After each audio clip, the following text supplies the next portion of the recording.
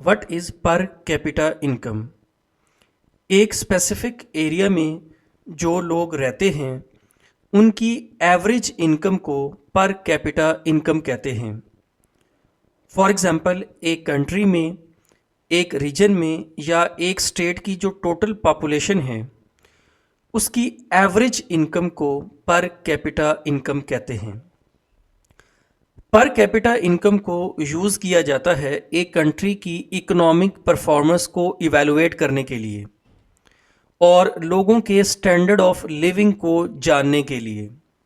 अगर एक specific area में या कंट्री में या स्टेट में पर कैपिटा इनकम ज़्यादा है तो इसका मतलब है कि वहाँ पे लोगों का स्टैंडर्ड ऑफ लिविंग अप है और इसी तरह उस कंट्री की जो इकोनॉमिक परफॉर्मेंस है वो भी अच्छी है।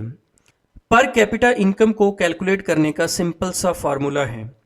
अगर हम एक कंट्री की टोटल इनकम या जीडीपी को टोटल पॉपुलेशन के ऊपर डिवाइड कर दें तो पर कैपिटा इनकम आ जाती है। फॉर एग्जांपल, एक कंट्री का जीडीपी है 10 बिलियन रुपीस और पॉपुलेशन है 5 मिलियन। तो पर कैपिटा इनकम कैलकुलेट करने के लिए हम जीडीपी को टोटल पॉपुलेशन पे डिवाइड करेंगे। अगर इसी एग्जाम्पल को देखें तो हमने 10 बिलियन को 5 मिलियन के ऊपर डिवाइड किया तो आंसर आता है 2000। इस एग्जाम्पल के अकॉर्डिंग इस कंट्री की जो टोटल पॉपुलेशन है उसकी एवरेज इनकम है 2000 rupees. Per capita income standard of living का इंडिकेटर होता है।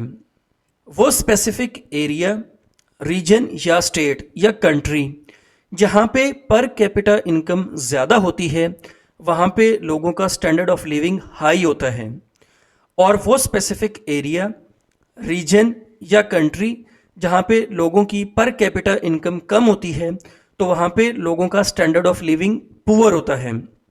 तो per capita income standard of living का एक इंडिकेटर होता है और इसी तरह दो या दो से ज़्यादा कंट्रीज़ में इकोनॉमिक वेल बीइंग को चेक करने के लिए भी पर कैपिटा इनकम को यूज़ किया जाता है।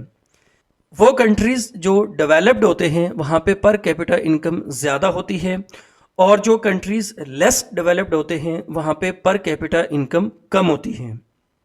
तो एक स्पेसिफिक एरिया, रीजन, कंट्री या स्टेट में जो लोग रहते हैं उनकी एवरेज इनकम को पर कैपिटा इनकम कहते हैं।